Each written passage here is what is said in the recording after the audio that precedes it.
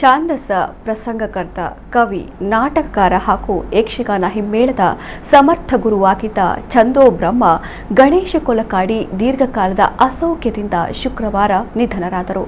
ಯಕ್ಷಗಾನದಂತ ವಿಶೇಷವಾಗಿ ಆಕರ್ಷಿತರಾಗಿದ್ದ ಅವರು ಛಂದಸ್ಸಿನಂತಹ ಕ್ಲಿಷ್ಟಕರವಾದ ವಿಷಯವನ್ನ ಆಯ್ದುಕೊಂಡು ಶಿಸ್ತುಬದ್ಧವಾದ ಅಧ್ಯಾಪನವನ್ನ ಮಾಡಿದರು. ದಿವಂಗತ ದಿವಾಣ ಭೀಮಭಟ್ಟರ ಶಿಷ್ಯನಾಗಿದ್ದು ಯಕ್ಷಗಾನ ಹಿಮ್ಮೇಳದಲ್ಲಿ ಸಮಗ್ರವಾದ ಜ್ಞಾನವನ್ನ ಪಡೆದುಕೊಂಡಿದ್ದರು. ಕೊಲಕಾಡಿಯವರು ನಾದಜ್ಞಾನ ಹಾಗೂ ಛಂದಸ್ಸಿನ ಜ್ಞಾನವೆರಡನ್ನೂ ಮೈಗೂಡಿಸಿಕೊಂಡು ಹಿಮ್ಮೇಳದ ಅದ್ವಿತೀಯ ಗುರುವೆನಿಸಿಕೊಂಡಿದ್ದರು.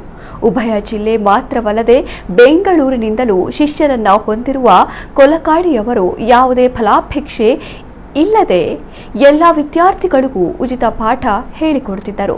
ಛಂದಸ್ಸಿನ ಯಾವುದೇ ಸಂಕೀರ್ಣವಾದ ವಿಷಯವನ್ನಾಗಿ ವಿದ್ವತ್ ಸಭಾ ವಲಯದ ಯಾವುದೇ ಪ್ರಖಂಡ ಪಂಡಿತರೆದುರಿಗೆ ಕುಳಿತು ವಾದಿಸುವ, ಸಾಧಿಸುವ ಪ್ರತಿಭೆ, ಪಾಂಡಿತ್ಯವೆರಡೂ ಹೊಂದಿದ್ದರು. ಇವರ ನಿಧನಕ್ಕೆ ಹಲವು ಮಂದಿ ಗಣ್ಯರು ಸಂತಾಪ ವ್ಯಕ್ತಪಡಿಸಿದ್ದಾರೆ.